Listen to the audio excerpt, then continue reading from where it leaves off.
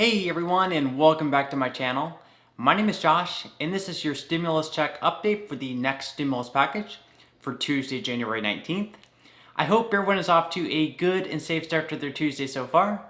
In this video, I'll be discussing updates in regards to the current relief package and the third stimulus check. I'll also be discussing the $2,000 direct payments, which factors are so important in this next bill passing, and then I'll be wrapping up this video by answering some of the comments and questions that I received in my previous video. But first, if you wouldn't mind real quickly liking this video, give me a big thumbs up. It really just helps with the YouTube algorithm in terms of pushing this video out to other viewers like you, and hopefully helping other people like you as well. Okay, so with the election officials in Georgia expected to certify the results of the Senate runoffs by the end of the day Wednesday, the same day Biden will be inaugurated, we are just one day away from Democrats controlling almost every aspect in Washington. This will allow Democrats to control the House with a majority, a 50-50 split in the Senate, with Kamala Harris being the tiebreaker, and of course Joe Biden as president. Interestingly enough, being that Kamala Harris served in the Senate representing California, she had to be replaced by California's Governor Gavin Newsom. Newsom's hand-picked candidate happened to be the California Secretary of State, Alex Padilla.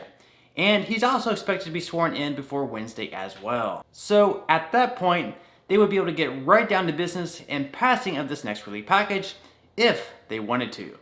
Of course, it also depends on whether or not Nancy Pelosi decides to send the articles of impeachment to the Senate. If she decides to do so, despite Republicans urging her not to, that could potentially end up delaying the next relief package from passing. If all their time is being tied up in an attempt to impeach a president who is no longer even in office, then obviously they won't have much time left to get American families the relief they so badly need. This, of course, will show their true priorities, considering an impeachment trial can always wait, whereas relief for American families really can't. For months now, struggling American families have needed more relief. Even though the last round helped a little bit with the extension of the unemployment benefits and a $600 stimulus check after 9 months, for many, it still wasn't enough. So we'll just have to wait and see how all of this unfolds. Many Republicans also argue that going through with this impeachment trial, that's likely to end with an acquittal of President Trump anyways, will only further divide the two parties. Over the next few weeks, all eyes and ears will also be on Senator Joe Manchin, who happens to be one of the more conservative Democrats in the Senate. We've all heard over the past few weeks about him being unwilling to support a third round direct payments for those earning $75,000 per year and less, as he feels those payments would not be targeted enough. Even though Manchin never set a specific number on what he considered to be targeted, he does believe that the $2,000, or in this case, for most people, $1,400, should only be going to those who really need this money.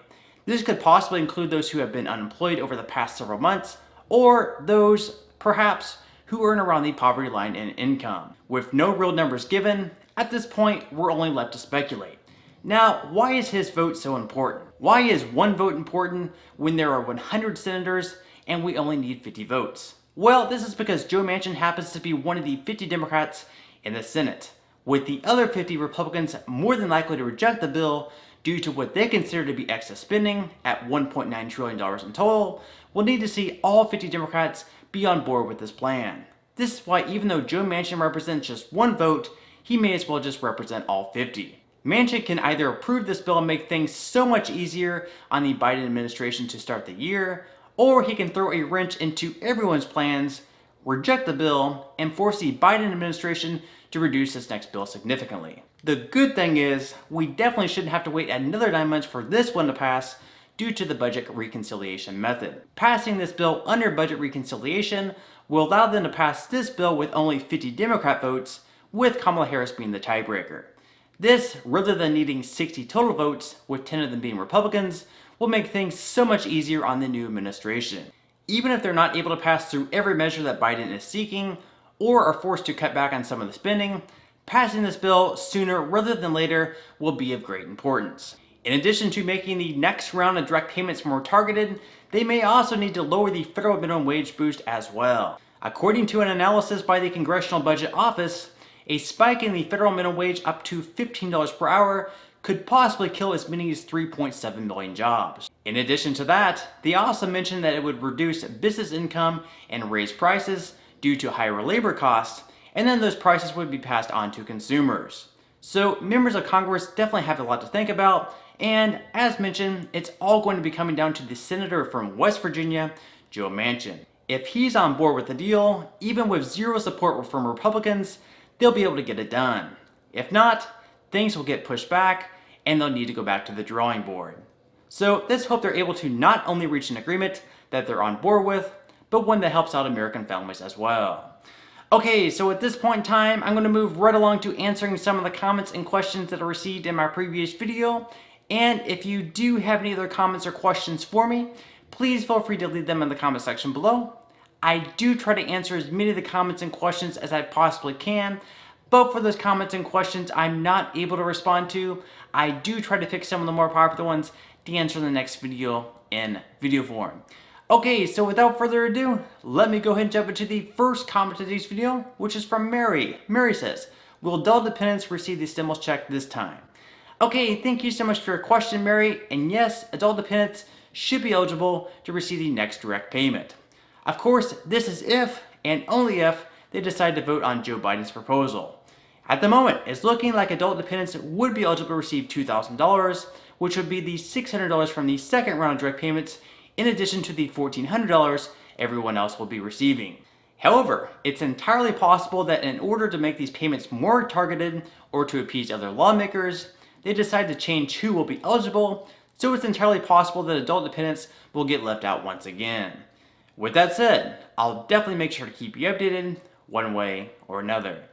Okay, moving along to the next question of today's video, which is from Ann. Ann says, I got the first stimulus, but not the second. We use Jackson Hewitt. Is that why? Alright, thank you so much for your question, Ann. And yes, unfortunately, customers of tax services such as Jackson Hewitt, TurboTax, and H&R Block are having a slight delay in receiving their payments. This is because stimulus payments were being directed to incorrect bank accounts, so that mistake is now being corrected by the IRS. Even though I've seen some people already have their payments redirected to their correct bank account, it could take up until February for others to receive theirs. If, for whatever reason, you don't receive yours by the first week of February, then I'd recommend that you go ahead and claim the $600 as a credit on the tax returns you file this year.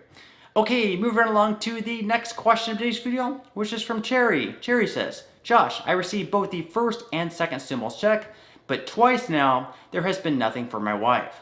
She has a social security number. She does exist. Could you please tell me who I need to contact to clear this up? Nobody else seems to be able to. Thank you, Josh. Have a good day. Okay, thank you so much for your question, and I'm so sorry that your wife still hasn't received her first or second direct payment.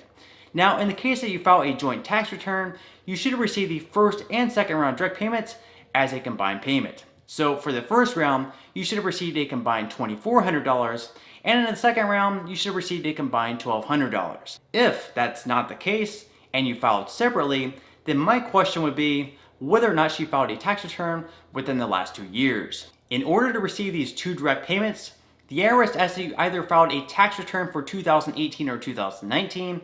So in this case, if she didn't, then she would have needed to use the non-filers tool in order to receive her payment. Since the deadline to use the non-filers tool has already passed by, at this point she'll need to claim the $1,800 as a credit on the tax return she files this year. If you would like to reach out to the IRS in regards to this issue, you could always give them a call at 1-800-919-9835. And the only recommendation that I have for you is to call just a little bit earlier in the day just to avoid those longer hold times. Also, I would highly recommend checking her payment status through the payment portal, which will be her #1 resource in finding out exactly when she should expect to receive her payment. Okay, moving along to the next question of today's video, which is from Debbie. Debbie says, Hi Josh, do people on Social Security benefits such as SSI receive the third benefits that you talk about as well? Alright, thank you so much for your question, Debbie. And yes, people on Social Security benefits such as SSI and SSDI will also be eligible to receive the third direct payment as well. This is because the same requirements for the first and second direct payments will more than likely be very similar for the third direct payments as well. The only difference there may be is the fact that dependents, even those over the age of 17, may be eligible to receive a payment this time around as well. Of course, being that the bill hasn't actually passed yet, there's always a chance something changes, but either way, I'd expect for those on Social Security benefits to be eligible for this payment. Either way, I'll definitely make sure to keep you updated. Alright, so on that note, I'm going to go ahead and wrap up this video. If you did enjoy the content in this video and you'd like to see more videos like it, please consider subscribing to my YouTube channel. It is completely free to do so, and it's a great support to me. Also, if you'd like to receive 4 free stocks from Webull, with 2 of them valued all the way up to $1,600 each, or 1 free stock from Robinhood just for signing up, please feel free to claim those free stocks by clicking the link in the description box below. And finally, if you join Rakuten with my referral link in the description box below and spend at least $20, Rakuten will give you $20 cash back. This means that you can buy an item through Rakuten with one of their referral links, such as Nike, for $20, which would be right around $22 after tax, and Rakuten will give you $20 just for making that purchase. This is just an incredible deal that I would love for everyone to take advantage of. Okay, so until next time, I'll see you guys, and I hope you have a great day today.